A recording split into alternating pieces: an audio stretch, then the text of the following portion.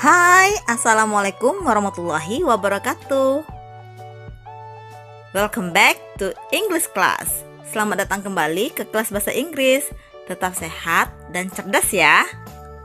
Apakah kamu masih bersemangat untuk mengikuti pelajaran?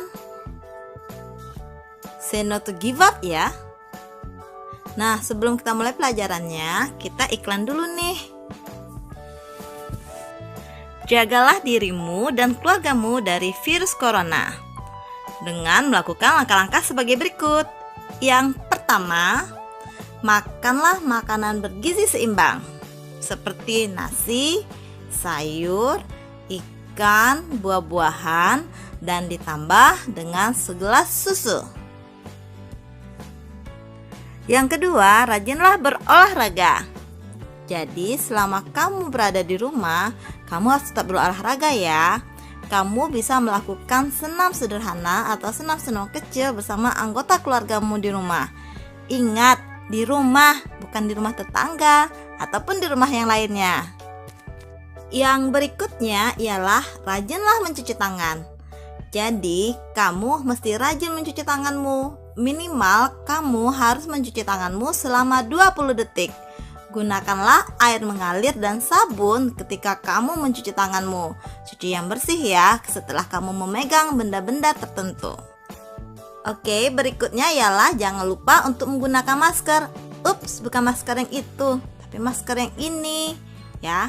Masker yang kamu gunakan adalah masker yang dapat menutupi mulut dan hidungmu ketika kamu berada di luaran.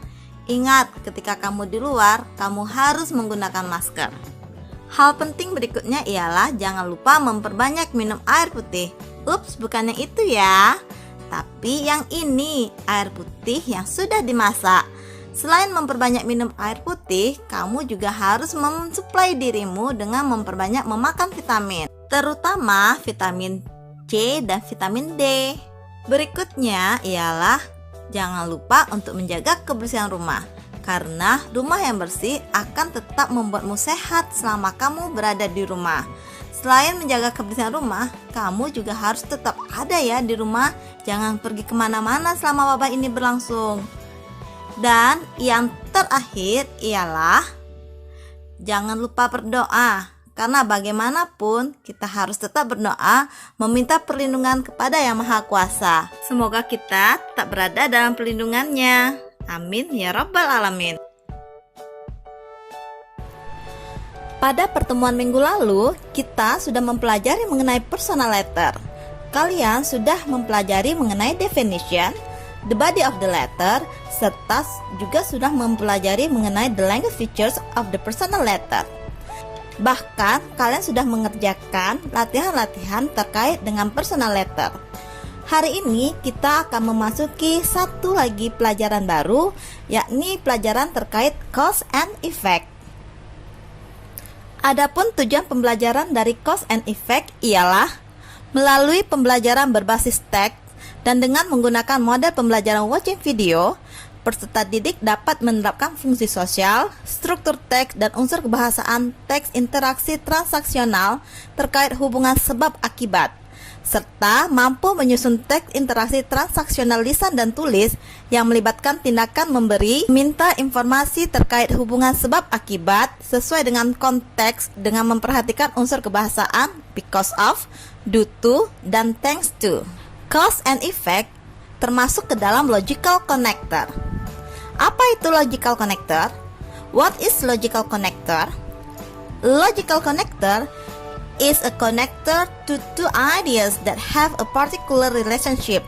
Artinya ialah logical connector merupakan sebuah konektor yang menghubungkan dua ide yang memiliki hubungan tertentu.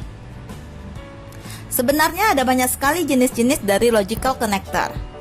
Dan cause and effect merupakan salah satu jenis dari logical connector tersebut.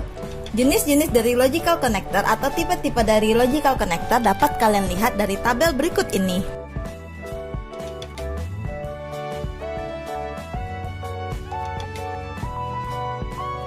Well, hari ini kita hanya akan fokus berbicara mengenai connectors yang akan digunakan dalam cause and effects ya.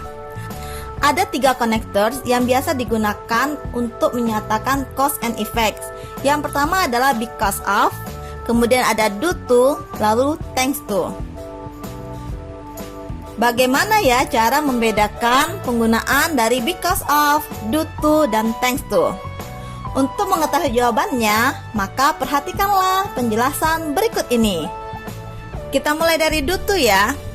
Due to merupakan adjektif yang berfungsi menjelaskan benda. Ketika kalian ingin membuat kalimat dengan menggunakan due to, maka kalian bisa membuatnya dengan 2 cara. Yang pertama, dengan pola adjective phrase plus to be plus due to plus noun or noun phrase.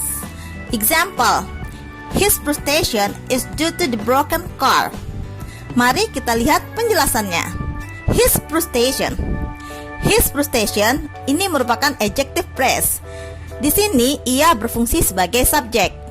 Kemudian is pada kalimat tadi itu merupakan to be. Kemudian due to pada kalimat ini merupakan cause and effect connector. Lalu the last is the broken car. Maaf ya, bukan broken cars tapi broken car. Broken car itu merupakan noun phrase.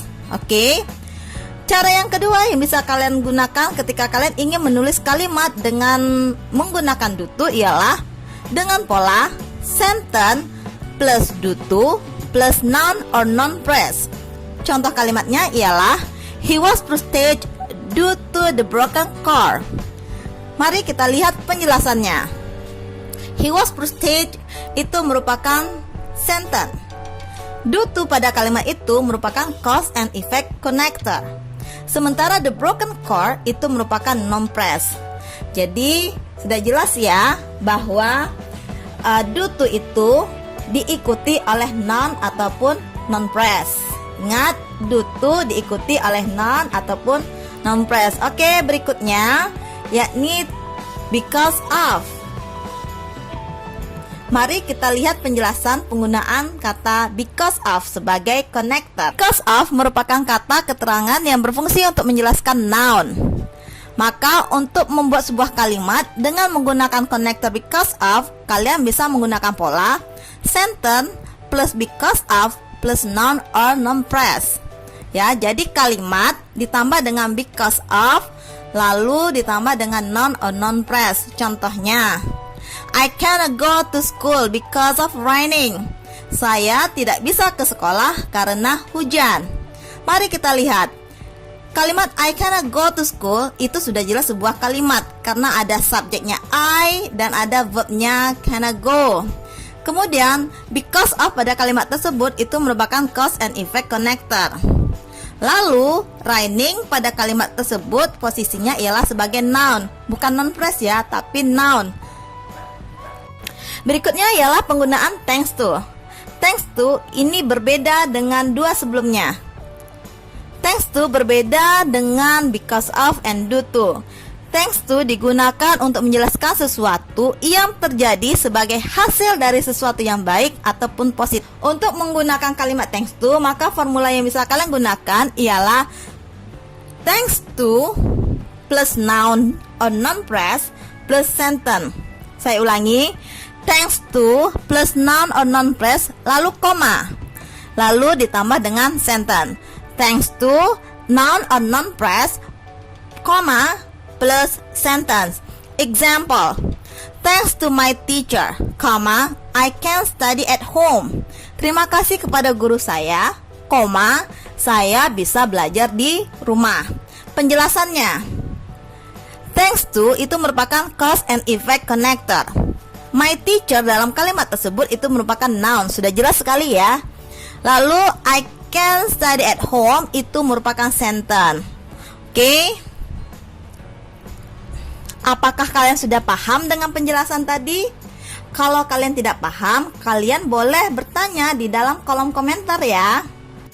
Baiklah, untuk menambah pemahaman kalian mengenai penggunaan because of, due to, dan juga thanks to sebagai connectors cause and effect, maka kerjakanlah latihan berikut ini. Ada 5 pertanyaan terkait cause and effect connectors. Kalian bisa melihat pertanyaan tersebut di dalam video ini. Tulislah jawaban kalian di kertas lembar. Setelah kalian selesai mengerjakan semua pertanyaan, maka bukalah link di dalam deskriptif di bawah video ini. Setelah itu, salinlah jawaban kalian di dalam link yang telah disediakan. Apakah kalian paham? Baiklah, saya rasa kalian sudah paham ya. Jadi, sampai di sini dulu pertemuan kita hari ini. Assalamualaikum warahmatullahi wabarakatuh.